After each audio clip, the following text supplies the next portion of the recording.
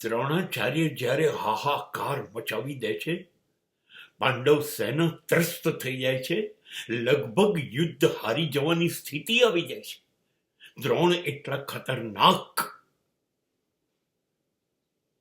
બને છે ત્યારે કૃષ્ણ યુધિષ્ઠિર પાસે જ, જે સત્યવાદી છે, જેનો રથ ધરતીથી 4 આંગળ ઊંચો એટલા માટે ચાલ્યો કે યુધિષ્ઠિર જુઠ્ઠું ક્યારે બોલ્યા નથી, એની પાસે કૃષ્ણ જુઠ્ઠું બોલાવે છે. અશ્વસ્થામાં હન્યતે, અશ્વસ્થામાં હણાયો, અને પછી અર્ધ સત્યમાં ફેરવાવે છે. માણસ કે હાથી એ ખબર નથી, પણ એ પહેલા દ્રોણ શસ્ત્ર મૂકી દે છે, પાંડવો બચી જાય છે. આવું જ ભીષ્મ સોગન ખાય છે, આજે સાંજે દુર્યોધન તારો રાજ્યાભિષેક થઈ જશે, પાંડવ સેના નાશ પામે, અને ભીષ્મ ઉતરે છે અને ફરીથી પાંડવ સેના તણખલાની જેમ વિખેરાઈ જાય છે. હાર સુનિશ્ચિત છે. પાંડવોનો પરાજય અને કૌરવોનો વિજય નિશ્ચિત થઈ ચૂક્યો છે. ભીષ્મની વાણી છે.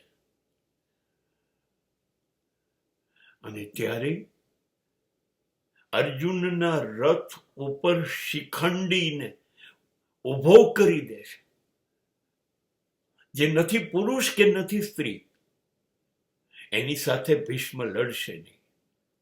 ભીષ્મે શસ્ત્ર મૂકી દીધા અને તરત ચીસ પાડી કૃષ્ણએ, અર્જુન આજ તક છે, માર, અને ભીષ્મને મારી નાખે છે. આ કૃષ્ણ છે. અને પછી રોજ સાંજ પડે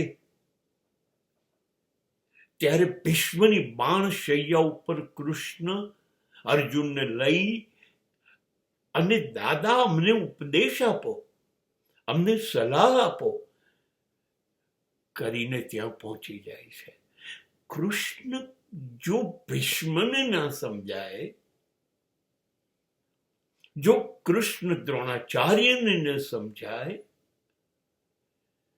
કૃષ્ણ મારો લાલો કહેતી યશોદાને ના સમજાય, તો હું અને તમે કૃષ્ણની વાતો જ કરી શકીએ.